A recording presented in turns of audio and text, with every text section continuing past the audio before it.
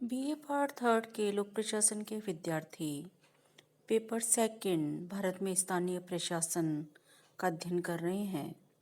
भारत में स्थानीय प्रशासन को हम काफ़ी समझ चुके हैं और विगत वीडियो से हम पंचायत समिति के बारे में बात कर रहे हैं। कल जो वीडियो आपने सुना उसमें हमने पंचायत समिति का सामान्य परिचय दिया। हमने 73वें संविधान संशोधन के बाद जो पंचायती राज की स्थिति में परिवर्तन आया उसके बारे में बात की, पंचायत समितियों की संख्या के बारे में बात की, किस राज्य में पंचायत समिति को किस नाम से जाना जाता है इसके बारे में बात की। तदुपरांत हमने पंचायत समिति की संरचना को समझा और इस संरचना को हमने राजनीतिक स्तर और प्रशासनिक स्तर दोनों स्तर पे समझा।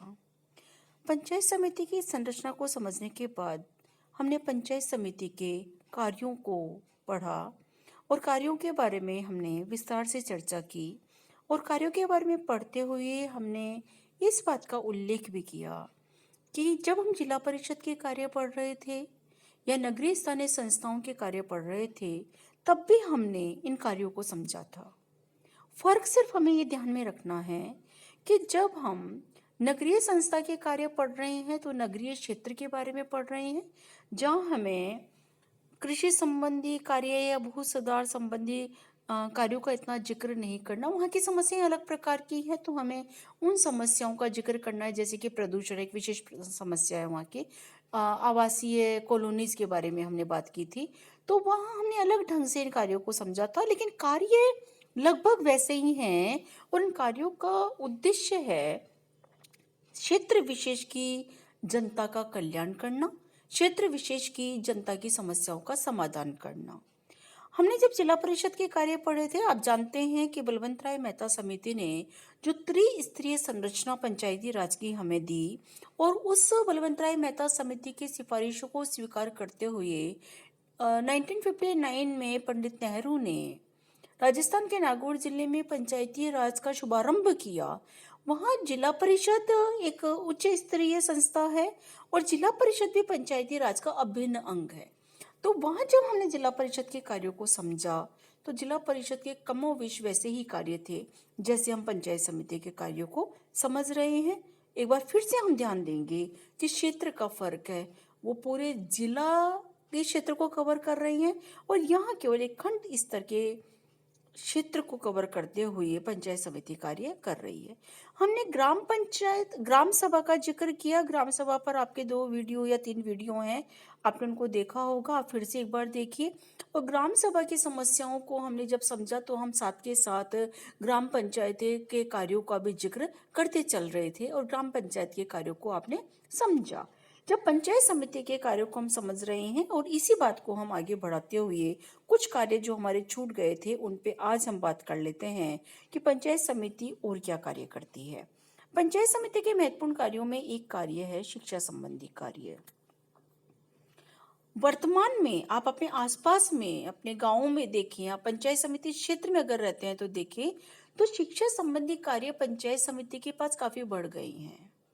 प्रारंभिक स्तर की शिक्षा में पंचायत समिति का काफी हस्तक्षेप रहने लगा है। न केवल प्रधान इस बात पे नजर रखते हैं, पंचायत समिति के सदस्य इस बात को मॉनिटर करते हैं कि पंचायत समिति क्षेत्र में स्कूल का संचालन किस प्रकार हो रहा है, बच्चों का अध्ययन अध्यापन में किसी प्रकार का व्यवधान तो पैदा नहीं हो रहा, और अगर बच्चों का नामांकन कम है तो उसका कारण क्या है, बच्चों के नामांकन को बढ़ाने के लिए क्या उपाय किए जा सकते हैं, बच्चों के स्कूल में ठहराव को किस प्रकार सुनिश्चित किया जा सकता है, और अगर किन्हीं परिस्थितियों के कारण बच्चे नहीं जा पा रहे हैं स्कूल में तो उसके क्या ऑप्शन हो सकते हैं, वैकल्पिक व्यवस्था क्या हो सकती है, इसको हम अलग कार्य में पढ़ेंगे। न केवल राजनीतिक स्तर पर निर्वाचित प्रतिनिधि शिक्षा के इन कार्यों की मॉनिटरिंग करते हैं, वरन जो प्रशासकीय स्तर पे लोग कार्य कर रहे हैं जैसे वीडियो है वो भी इस बात को देखते हैं। इसके अलावा एक और पोस्ट बनी है, ब्लॉक एजुकेशन ऑफिसर होता है, वो भी इस बात को ध्यान में रखता है। पहले डीईओ होता था, डिस्ट्रिक्ट लेवल पे एजुकेशन ऑफिसर होता था। अब एक नया पद सृजित हुआ है राजस्थान में, वो है पीईओ। ये जो ब्लॉक स्तर पर शिक्षा के अधिकारी हैं, शिक्षा के अधिकारी है, जैसे जिला शिक्षा अधिकारी है, वैसे ही ब्लॉक स्तर पर जो खंड शिक्षा अधिकारी है वह शिक्षा संबंधी कार्य को कर रही हैं। और पंचायत समिति स्तर पर पंचायत समिति के द्वारा शिक्षा के प्रचार प्रसार के लिए, विद्यालयों की स्थापना के लिए, विद्यालयों में शैक्षणिक गतिविधियों का निरीक्षण करना, उनका पर्यवेक्षण करना, ये कार्य पंचायत समिति के द्वारा किए जा रहे हैं। शिक्षा संबंधी कार्य के साथ ही ये सामान्य शिक्षा की बात हमने की। फिर यह है व्यावसायिक प्रशिक्षण। व्यावसायिक प्रशिक्षण की जब भी हम बात करते हैं तो इसका तात्पर्य होता है ऐसी शिक्षा जो रोजगार परक हो, ऐसी शिक्षा अर्जित करना जिससे कि युवाओं को स्वरोजगार की प्रेरणा मिले और वो खुद अपना काम करके अपनी आजीविका अर्न कर सके, कमा सके। तो व्यावसायिक प्रशिक्षण देना भी पंचायत समिति के कार्य में शामिल है कि छोटे शिविर लगाकर, अल्पकालीन शिविर लगाकर पंचायत समिति व्यावसायिक प्रशिक्षण का आयोजन करती है ताकि लोगों को रोजगार प्राप्त हो सके। अनौपचारिक शिक्षा का कार्य करती है पंचायत समिति। हमने जब कहा शिक्षा संबंधी कार्य तो हमने इस बात का उल्लेख किया, हमने ये बात रखी कि कुछ परिस्थितियां ऐसी होती है, पारिवारिक परिस्थितियां, सामाजिक परिस्थितियां और कभी कभी भौगोलिक परिस्थितियां भी, कि इस तरह की बनावट है कुछ क्षेत्रों की कि अगर कोई स्कूल दूर है तो बच्चे स्कूल नहीं जा पाते। कारण जो भी हो, आर्थिक परिस्थितियां भी हैं। आपने सुना होगा अपने आसपास में कि बच्चे स्कूल क्यों नहीं जा रहे हैं, कि साहब गाय चराने जा रहे हैं या बकरियां चराने जा रहे हैं, या उनके माता पिता हैं वो अगर दिहाड़ी पर जा रही हैं तो छोटे बच्चे और छोटे अपने भाई बहनों को संभाल रहे हैं। ये ऐसी परिस्थितियां हैं हमारे ग्रामीण समाज की, आप लोग देखते होंगे अपने आसपास के माहौल में। तो अब ऐसी स्थिति में शिक्षा का प्रसार करने के लिए क्या किया जाए, इसके लिए पंचायत समिति अनौपचारिक शिक्षा केंद्रों की स्थापना करती है। ये अनौपचारिक शिक्षा केंद्र क्या है? अनौपचारिक शिक्षा केंद्र जैसे पहले 2002, 3, 4 में एक प्रोजेक्ट चलता था, वहां शिक्षा मित्र लगाए जाते थे। उस पंचायत समिति क्षेत्र में पढ़ा लिखा कोई भी युवक है, युवती है या प्रौढ़ है, वो अपने आसपास के क्षेत्र के बच्चों को लेकर आसपास के घरों में, जैसे एक वार्ड है, उस वार्ड के बच्चों को लेकर या आसपास के 10-15 घर जितने भी है, कोई ढानी है, ढानी के घरों के बच्चों को लेकर एक किसी के भी कमरे में बैठ जाते थे या किसी पेड़ के नीचे ही बैठ गए और वहाँ बच्चों को वो पढ़ा रहे हैं, बेसिक एजुकेशन दे रही हैं। ये अनौपचारिक शिक्षा है, उनको शिक्षा मित्र कहते थे। शिक्षा संकुल भी चलाए जाते थे पहले। और शिक्षा संकुल क्या होते थे कि शिक्षा मित्र तो हुआ कि जो बहुत छोटे एरिया को, बहुत एक ढानी में पढ़ा रहा है। शिक्षा संकुल मान लीजिए 2-4 ढानियां आसपास में, वहाँ के बच्चे इकट्ठे होकर पढ़ाई कर रहे हैं। अब ये बच्चे स्कूल नहीं जा सकते, इनकी अपनी मजबूरियां हैं। तो ऐसे बच्चों को जब ये अपने अन्य कर्तव्यों से फ्री होते हैं, कोई बच्चा अगर गाय चराने जा रहा है या बकरी चराने जा रहा है, भेड़ चराने, तो वो उस कार्य से जब फ्री है तो शाम के समय ये शिक्षण केंद्र चलते थे, चाहे वो शिक्षा संकुल चल रहा है या वो शिक्षा मित्र के रूप में पढ़ाई करवा रही हैं। तो ये जो बच्चे अनौपचारिक शिक्षा प्राप्त कर रहे हैं, जैसे शाम को 6 से 8 तक इनकी क्लास हो रही है, कहीं कहीं 7 से 8 बजे तक क्लास होती थी, उस समय बच्चा बिल्कुल फ्री है। ये बिल्कुल अनौपचारिक शिक्षा है। इनके उस तरह के प्रोसेस नहीं होते कि एडमिशन होगा, कोई यूनिफॉर्म बनाई जाएगी या 5 घंटे तो पढ़ना ही पड़ेगा या 8 घंटे स्कूल चलेगा। 2 घंटे के लिए बच्चा पढ़ने के लिए आता है और पंचायत समिति के जो सदस्य हैं, सरपंच के माध्यम से, सरपंच की सहायता से, वार्ड पंच की सहायता से उसी क्षेत्र में रहने वाले पढ़े लिखे व्यक्ति को, चाहे वो स्त्री हो या पुरुष हो, शिक्षण का दायित्व सौंप देते हैं। इसको हम कहते हैं अनौपचारिक शिक्षा। तो पंचायत समिति की एक महत्वपूर्ण जिम्मेदारी है कि वह अनौपचारिक शिक्षा के माध्यम से भी शिक्षा का प्रसार करे। मेलों का आयोजन, गांव में मेले बहुत लगते हैं, खंड स्तर पर मेले बहुत लगते हैं, मेले लगने के कोई अवसर भी हो सकते हैं। कोई कारण भी हो सकता है कि किसी त्योहार पर मेला लग रहा है, मौसम परिवर्तन पर मेला लग रहा है। ये मेलों का आयोजन करना पंचायत समिति का दायित्व है। इससे दो फायदे हैं। पहली बात, इससे मनोरंजन हो रहा है, ये तो एक बात है ही। दूसरी बात, इससे मार्केट मिल रहा है। जो कुटीर उद्योग धंधे में लगे हुए ये लोग जो कुछ भी क्रिएट कर रही हैं, जो भी निर्माण कर रहे हैं, मैन्युफैक्चरिंग कर रहे हैं जो अपने घरों में, उसको बेचने के लिए उनको बाजार चाहिए और मेलों के माध्यम से उनको बाजार मिल रहा है। तो पंचायत समिति मेलों का आयोजन करने के लिए स्थान तय करती है कि इस स्थान पर मेला लगाया जाएगा। फिर उस स्थान पर कितनी स्टॉल्स लग सकती है, मनोरंजन के लिए क्या कार्य गतिविधियां होगी, इन सब का पूरा एक प्लान बनाया जाता है, योजना बनाई जाती है। और उस योजना के अनुरूप मेलों का आयोजन करके मनोरंजन के साथ साथ आर्थिक गतिविधियां भी उसमें संचालित होती है, ताकि लोगों को कुछ पैसा प्राप्त हो सके। वो अपनी कला के माध्यम से, चाहे वो हस्तकला है, उस कला के माध्यम से जो कुछ भी वो मैन्युफैक्चरिंग कर रहे हैं उसको एक मार्केट मिले। स्वास्थ्य और परिवार कल्याण का कार्य भी पंचायत समिति के द्वारा किया जाता है। पंचायत समिति क्षेत्र में हॉस्पिटल्स बनाना, हॉस्पिटल्स का रखरखाव करना, वहाँ पे डॉक्टर्स आ रहे हैं नियमित रूप से, रोगियों का चेकअप हो रहा है, दवा वितरण हो रही है, इस बात की पूरी मॉनिटरिंग पंचायत समिति के द्वारा की जाती है। बालवाड़ियाँ हैं तो वहाँ बच्चों के स्वास्थ्य का परीक्षण हो रहा है, टीकाकरण ठीक ढंग से हो रहा है, सब बच्चों तक टीका पहुँच रहा है। अभी जैसे कोरोना काल चल रहा है और कोरोना काल के कारण बहुत सारी गतिविधियां सीमित हो गई है। आप क्लासरूम में न आकर वीडियो के माध्यम से पढ़ रहे हैं। इस कोरोना काल से स्वास्थ्य सेवाएं अलग ढंग से परिभाषित हुई है। अब पूरा ध्यान रखा जाता है कि संक्रमण ना फैले। संक्रमण ना फैले इसके लिए पंचायत समिति अपने उत्तरदायित्व का निर्वहन करती है। पंचायत समिति सदस्य कोरोना से के रख रखाव के लिए कोरोना से बचाव के लिए किस प्रकार का रख रखाव करना है, सैनिटाइजेशन करना है, सोशल डिस्टेंसिंग रखनी है, इन सब दायित्वों का निर्वहन पंचायत समिति के द्वारा किया जा रहा है। वर्तमान में राजस्थान में हमारे जो मुख्यमंत्री हैं उनके द्वारा नो मास्क नो एंट्री अभियान चलाया जा रहा है। तो ऐसा नहीं है कि राज्य स्तर पर अगर मुख्यमंत्री के द्वारा इस अभियान की घोषणा हुई है तो पंचायत समिति का कोई दायित्व नहीं होगा।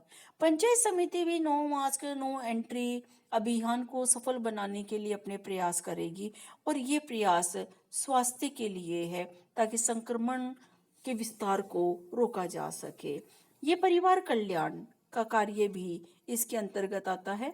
बच्चों का जन्म बिल्कुल सुरक्षित ढंग से हो, बच्चों के जन्म में अंतर रखने के लिए पंचायत समितियां प्रेरित करती है।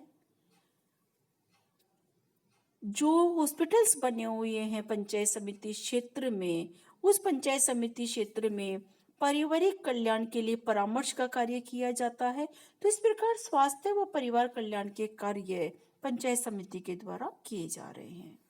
महिला एवं बाल विकास के कार्य पंचायत समिति करती है। बाल विकास के लिए आंगनबाड़ियों की स्थापना हुई है और आंगनबाड़ियों में बच्चों को कुछ पढ़ाया जाता है, बच्चों को पौष्टिक आहार दिया जाता है, बच्चों के टीकाकरण के लिए प्रेरित किया जाता है।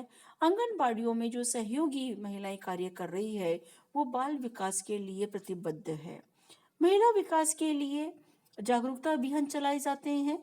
महिलाओं के क्या अधिकार है, महिलाओं का शोषण ना हो, उनके ऊपर महिला होने के कारण किसी प्रकार का अत्याचार ना हो, इस बात का ध्यान रखा जाता है पंचायत समिति के द्वारा। और ये ध्यान रखने के लिए विधिक जागरूकता अभियान चलाए जाते हैं, विधिक साक्षरता अभियान चलाए जाते हैं, कानूनों की जानकारी दी जाती है और अगर किसी के साथ गलत हो रहा है तो उसको न्याय दिलाने के लिए पंचायत समिति क्या भूमिका निर्वहन कर सकती है, ये तय पंचायत समिति के द्वारा किया जाता है। इसके साथ ही न केवल अन्याय का विरोध करना और महिलाओं को अत्याचार से मुक्त रखना, शोषण से मुक्त रखना, इसके अतिरिक्त महिलाओं के उन्नयन के लिए, महिलाओं के सामाजिक आर्थिक विकास के लिए पंचायत समिति के द्वारा कार्य किया जाता है। क्या? स्वयं सहायता समूह का गठन करना, स्वयं सहायता समूह को प्रोत्साहित करना, ये पंचायत समिति करती है कि एक ब्लॉक में ज़्यादा से ज़्यादा स्वयं सहायता समूह बने और महिलाएं अपनी आय अर्जित करें, आर्थिक रूप से आत्मनिर्भर बन सके, ये पंचायत समिति का कार्य है। समाज के जो कमजोर वर्ग हैं उनका कल्याण करना, दिव्यांग जो लोग हैं जिनको किसी भी प्रकार की शारीरिक अक्षमता किसी भी कारण से मिल गई है, उनका किस प्रकार से कल्याण किया जा सके। गरीबी रेखा से नीचे जो रह रहे हैं, बहुत अत्यंत गरीब हैं जो लोग, या समाज के और कमजोर वर्ग, अनुसूचित जाति के सदस्य हैं, पिछड़े वर्ग के लोग हैं, अनुसूचित जनजाति के लोग हैं, उनमें जो पिछड़े हैं, जो अभी समाज के मुख्य धारा जैसा जीवन स्तर प्राप्त नहीं कर पाए हैं, उनके कल्याण के लिए योजनाएं बनाना, राज्य सरकार केंद्र सरकार द्वारा बनाई हुई योजनाओं को क्रियान्वित करना, यह पंचायत समिति का कार्य है। आपातकालीन सहायता, आपातकालीन, मान लीजिए अतिवृष्टि हो जाती है या अकाल पड़ जाता है, भूकंप आ जाती है, जैसे अभी महामारी फैली हुई है, तो ऐसी स्थितियों के लिए पंचायत समिति तैयार रहती है कि जनता को किसी भी प्रकार की असुविधा नहीं हो। अभी कोरोना के समय लॉकडाउन हुआ, लंबा लॉकडाउन चला, तो इस लॉकडाउन के कारण गरीब लोग भूखे ना रहें, गरीबों को समय पर अनाज पहुंचाया जा सके, खाद्य सामग्री का वितरण प्रॉपर हो, ताकि हर घर में खाद्य सामग्री हो, ये देखना पंचायत समिति का कार्य हो गया था, जुड़ गया था, क्योंकि आपातकालीन परिस्थिति थी। किसी को नहीं पता था किस तरह कोरोना फैल जाएगा और लॉकडाउन करना पड़ेगा सरकार को, तो ये आपातकालीन परिस्थिति है। ऐसी आपातकालीन परिस्थिति अन्य कारणों से भी आ सकती है, बाढ़ आ जाए आपातकालीन परिस्थिति है, भूकंप आ जाए आपातकालीन परिस्थिति है, जैसे महामारी आपातकालीन परिस्थिति है। तो इन आपातकालीन परिस्थितियों में अपने क्षेत्र में रहने वाली जनता तक, नागरिकों तक सहायता पहुंचाना पंचायत समिति का दायित्व है। और लास्ट में हम पढ़ते हैं कि पुस्तकालयों का विकास करना पंचायत समिति का दायित्व है। यहाँ पुस्तकालयों के विकास से तात्पर्य है सार्वजनिक पुस्तकालय, जहाँ पढ़ने के इच्छुक युवा या बच्चे आए, किताब ले और अपना स्वाध्याय करें। पुस्तकालयों में वो पुस्तकें जो करियर के लिए जरूरी है, वो पुस्तकें जो नैतिक विकास के लिए जरूरी है, वो पुस्तकें जो मोटिवेशन अभिप्रेरणा के लिए जरूरी है, उन पुस्तकों को ज़्यादा से ज़्यादा शामिल किया जाए, ये पंचायत समिति के द्वारा देखा जाता है। पुस्तकालयों का संचालन ठीक ढंग से हो, पढ़ने वाले लोगों को किसी भी प्रकार की असुविधा ना हो और उनको अच्छी से अच्छी पुस्तकें मिल सके, ये देखना पंचायत समिति का दायित्व है। तो इस प्रकार भारत में पंचायत समिति बहुत महत्वपूर्ण कार्य करती है। हम पिछले वीडियो में भी पंचायत समिति के कार्यों को पढ़े थे और हमने इस वीडियो में भी पंचायत समिति के कार्यों को समझा। तो इस प्रकार पंचायत समिति एक बहुत ही महत्वपूर्ण कड़ी है पंचायती राज व्यवस्था की। पंचायती राज व्यवस्था का यह मध्यम स्तर, जिला स्तर और ग्राम पंचायत दोनों के बीच में समन्वय समायोजन स्थापित करने के लिए बहुत महत्वपूर्ण भूमिका का निर्वहन कर रहा है। अतः हमें पंचायत समिति के कार्यों को इस परिप्रेक्ष्य में भी समझना चाहिए कि पंचायती राज व्यवस्था में लोकतांत्रिक विकेंद्रीकरण में पंचायत समिति एक कितनी महत्वपूर्ण समन्वयकारी भूमिका में अपने दायित्व का निर्वहन कर रही है।